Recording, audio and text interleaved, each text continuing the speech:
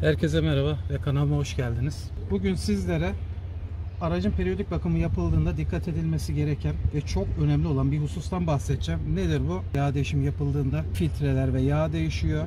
Ancak yağ eklendiği zaman yağ çubuğunu çektiğinizde yağ seviyesinin üst seviyeyi geçmemesi lazım. Üst seviyeyi geçerse ne olur? Özellikle turbolu araçlarda turbonun yağlanması çok önemlidir. Biliyorsunuz turbo çok pahalı bir malzeme.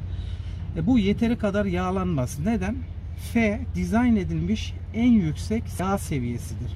Bu yağ seviyesini nasıl ölçeriz? Motor normal hararetine, sıcaklığına, çalışma sıcaklığına gelecek. Motoru stop edeceksiniz. Motoru stop ettikten sonra da 10 dakika kadar bekleyeceksiniz. Neden? Yağ süzülsün, karterin içine aksın diye. Yağ çubuğunu çektiğiniz zaman o F çizgisinin üzerinde olmamalı. Olursa ne olur? Yağ seviyesi yüksek olursa normalde karter havalandırmasının yağ buharını çektiği o hacim daha az olduğundan ve daha yüksek basınç orada oluştuğundan turbodan geri dönen yağın, yağlama yapıp geri dönen yağın geri dönüşü yavaşlar. Bu da turbonun ömrünü çok olumsuz şekilde etkiler. Yani ben yeni bakım yaptırdım. Dikkat etmelerini söylemiştim ama dikkatlerinden kaçmış sanırım. Olabilir. Bir bakım yaptırdığımda burada yağ seviyesi F'nin üzerine çıkmış. Yani üst seviyenin üzerinde olmamalı. Turbo da motorun bir parçası. Aynı motor yağlanırken turboya da bir hat gelir ve turbonun yataklarını yağlar. Turbonun yataklarını, turbo bu araçta arka tarafta 2 tane var dediğim gibi. Turbonun yataklarını belli bir yağ debisiyle yağlaması lazım. Bu da devre göre değişir. Bu yağ akış miktarı, debisi düşerse yeterli yağlama olmaz. Turbo yeterli yağlama olmadığı ortamda yüksek devirle dönüyorsa yatakları aşınmaya başlar. Bir etkisi bu. Diğer bir etkisi de bu turbolu araçlarda benzinli veya dizel fark etmez, biraz önce söylediğim. Diğer bir etkisi de dizel araçlarda dizel partikül filtresine fazla miktarda yağ koyarsanız dizel partikül filtresini tıkamaya başlar. Yani dizel partikül filtresi de çok pahalı bir cihaz ve aracın performansını direkt olarak etkiliyor. Değiştirmeye kalktığınızda 20-30 bin liralardan bahsediliyor. Uygun yağ kullanmazsanız da yine aynı şekilde oluyor. Onun için dizel araçlarda partikül filtresi varsa partikül filtresi uyumlu yağ kullanmanız öneriliyor. Bir diğer kötü etkisi de dediğim gibi partikül filtresinin tıkanması veya kirlenmesi. Şimdi bunu önlemek için üst çizginin altında olması gerekiyor. Şu kapağı çıkarayım daha rahat görebilmek için. Önce yağ seviyemize bakalım.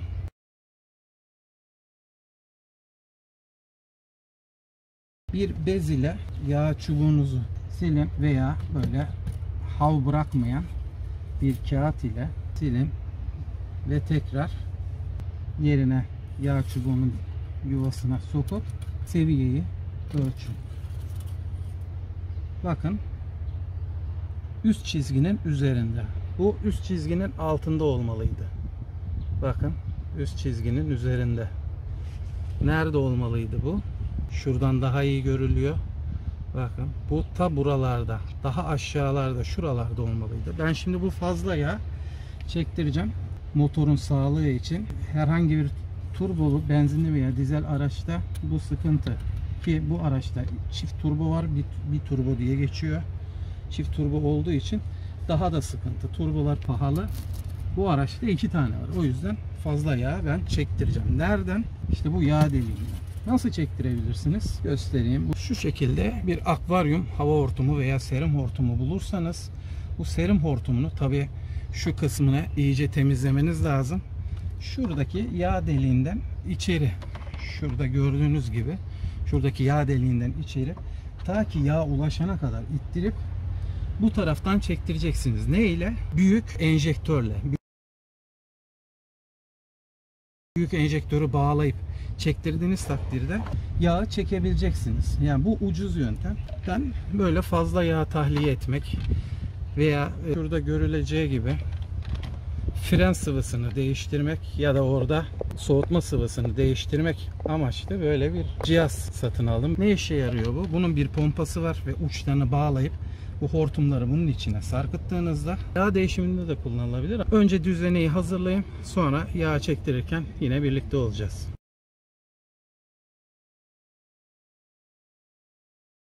Evet, sistemi kurdum. Nasıl çalışıyor? Şöyle bir el pompası var. Bunu böyle çektikçe şöyle çektikçe vakum yapıyor. Böyle bir kabı var ve pompanın bağlandığı şöyle flexible bir hortum var. Çalıştıracağım ve yağın fazlasını yavaş yavaş çekmeye başlayacağız. Evet, direkt bunu daldırıyorum. Şimdi direkt buradan yağın gelişini göreceksiniz.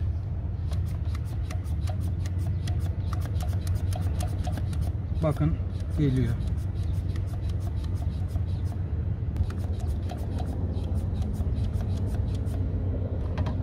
Şöyle göstereyim.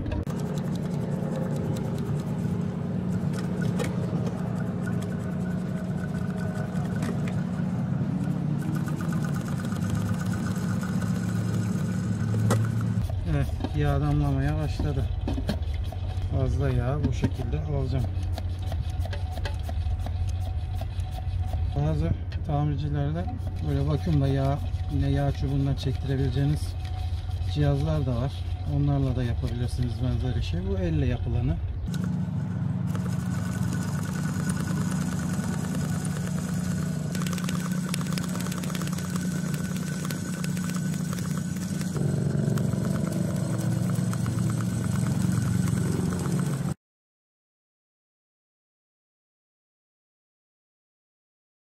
Evet, çizginin birazcık üstünde, biraz daha yapmam lazım. Yağ çektirmeye devam ediyorum. Biraz uzun bir işlem tabi. İşte bunu gittiğiniz yetkili ya da özel serviste miktarı tam ayarlarlarsa bunu yapmak zorunda kalmazsınız. Benim o miktar gözden kaçtığı için uyardığım halde ben bu işlemi yapmak zorunda kalıyorum. Birazdan seviyeye bakacağım.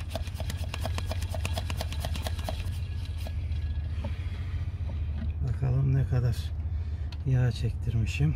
Yaklaşık 200 mililitre.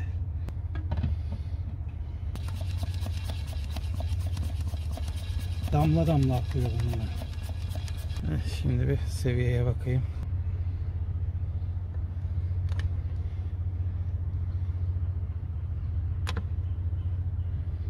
Evet. Bezin hep temiz tarafını kullanmaya özen gösterin.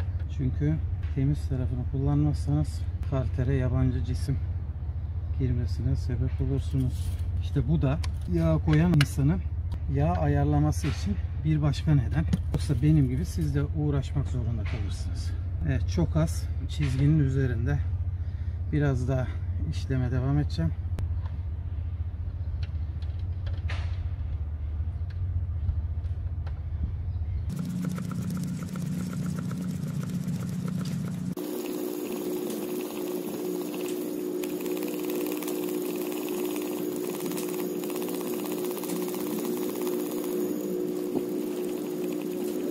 Evet, yaklaşık 300 mililitre oldu ve biraz sonra sonlandıracağım artık. Bu arada bu Renault Talisman 1660 beygir ve çift turbolu demiştim. Güzel bir motor. 6.8 litre yağ kapasitesi var. Onun için 250 mililitre çektirdik. Büyük bir de karteri var. Ama yani yarım santim seviyeyi ancak düşürebildik. Bize ihtiyacımız olan da oydu zaten. Yağın geri dönmesini engellemek için hortumun ucunu biraz çıkarıyorum. Hortumun içindeki yağı çektirebilmek için. Evet. Hava çekiyor artık. Evet. Seviyeye bakacağım şimdi.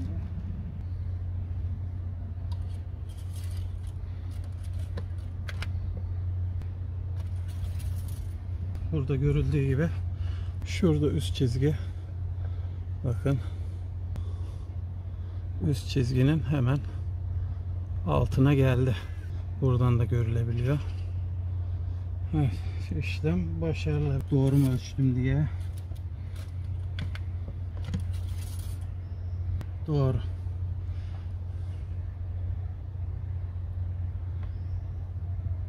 Burada görüldüğü gibi. Bakın üst çizginin üzerinde. Şuradan daha iyi görülüyor. Bakın bu ta buralarda, daha aşağılarda, şuralarda olmalıydı. Burada görüldüğü gibi. Evet, şimdi özetleyecek olursak özellikle tüm motorlarda aslında bu önemli ama özellikle turbolu motorlarda çok daha önemli. Ne önemli? Yağ seviyesi. Neden? Yağ seviyesi fullün üzerinde olursa, yani yağ çubuğunu çektiğimizde iki tane çizgi var biliyorsunuz. Alt çizgi, üst çizgi. Alt çizgi izin verilen normal dizayn değerinin yağ seviyesi olarak en altı. Üst ise en fazla koyulması gereken yağ seviyesi anlamına geliyor. Kendiniz bakım yapıyorsanız, özel servise, tamirciye gidiyorsanız veya yetkili servise gidiyorsanız mutlaka yağ seviyesini kontrol edin. Çünkü yağ seviyesini o yağ çubuğunu çektiğinizdeki o en üstteki çizgiyi aşması motorlar için iyi bir şey değil. İster benzinli, ister LPG'li, isterse dizel olsun. Özellikle dizel ve benzinli araçlarda, turbo olan araçlarda daha doğrusu bu çizgi geçildiği takdirde karterin boş hacmi, yani yağdan geriye kalan hacmi daralıyor, azalıyor, hacim küçülüyor. Hacim küçülürse ne oluyor? Karşı basınç oluşuyor karterde ve bu karşı basınçta neye sebep oluyor? Turboya giden yağlama yağının geri dönüşünün daha zor olmasına, karşı basınç olduğu için daha zor olmasına sebep oluyor.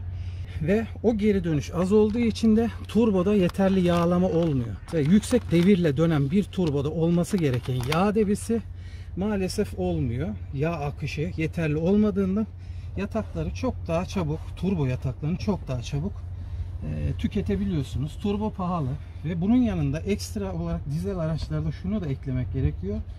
Fazla yağ miktarı ve uygun olmayan, partikül filtresine uygun olmayan yağ dizel partikül filtresini kirletiyor. Dizel partikül filtresi kirlendiğinde de çok pahalı, aracınız çekişten düşüyor ve başka bir sürü etkisi var. Ama en büyük etkisi, bunu değiştirmeniz lazım. Motor kapağını da yerine oturtalım. Ve size ne kadar yağ çektirdiğimi şöyle göstereyim.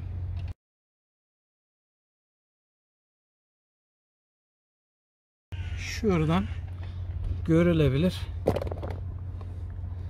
Bakın 400 mililitreye yakın yağ çektirmişim. Yani fazladan yarım litre vardı arabanın motorunda.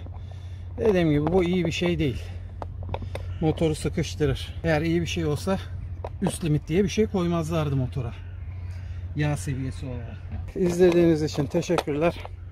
Bir sonraki videoda görüşmek üzere.